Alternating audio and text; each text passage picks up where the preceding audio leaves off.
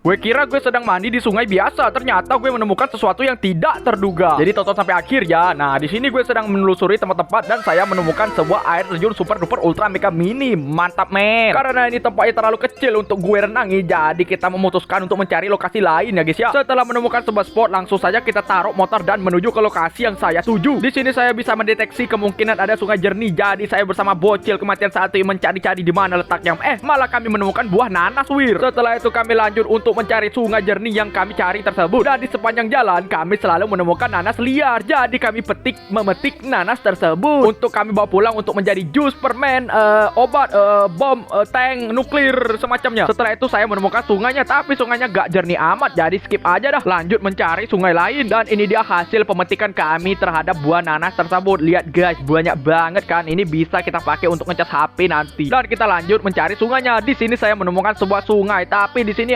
sungainya kayak ijo-ijo lumut keruh gitu. Kurang suka gue, bocil pun gak suka. Jadi kita lanjut lagi untuk mencari. Nah, dan di sini saya yakin akan menemukan sungai jernihnya. Setelah sedikit menelusuri tempat, ini dia kami menemukan sungai jernihnya teman-teman. Lihat seberapa senangnya bocil kita. Gak usah banyak basa-basi lagi, langsung saja dah kita anjing kepleset gue cok. Lalu setelah itu disusul oleh bocil kita melompat ke airnya. Tuh lihat airnya jernih banget. Angkat tangan kiri malah dia. Oke, kita lihat bawah airnya. Wih, gila. Ini pasirnya banyak banget kayak di laut aja ini. Dan di sini airnya sangat jernih banget. Lihat tuh bocil kita berenang-renang, kelihatan kan? Ini airnya enak banget, sejuk, tidak dingin banget, tidak hangat banget, intinya enak di badan. Dan kita lihat tidak ada penampakan kotoran sedikit pun. Kok bisa bersih? Karena ini hutan, bukan daerah kota atau daerah perumahan, bodoh. Dan sorry ya jika sungai kalian udah jernih tapi masih ada taiknya, berarti orang-orang kalian tuh gak punya adab dan SDM-nya rendah. Dan apalah ini, kata bocil ini kayunya warna ungu, buta warna kakau. Dan ini sungainya banyak banget pasirnya coy, jadi kayak di pantai-pantai gitu kalau nginjak di pinggirannya. Ditambah lagi airnya jernih dan ada tanaman-tanaman airnya, jadi cantik banget dan enak banget dilihat bagi mata. Dan di sini bocil kita merasakan 1% kekuatan kodam gue. Gue belajar ini dari pengikutnya Abah. Sorry ya. Nah guys, di sini kami mendengar suara keributan guys. Jadi kami harus diam-diam menyeludup. Anjir, biasa aja cok, gak usah salto belakang pula kau nih. Di sini kami berjalan diam-diam untuk melihat ada apa di hilir sungai ini. Karena ini kok di tengah hutan ada keributan kayak orang rame-rame gitu wir. Karena gue penasaran, jadinya gue cek aja langsung ada apa sebenarnya. Di sini kami dihalangi oleh ranting-ranting dan semak belukar. Jadi kami memutuskan untuk melewati daratan dan menyelam agar tidak ketahuan oleh siapapun. Kami malah ketemu bapak-bapak guys.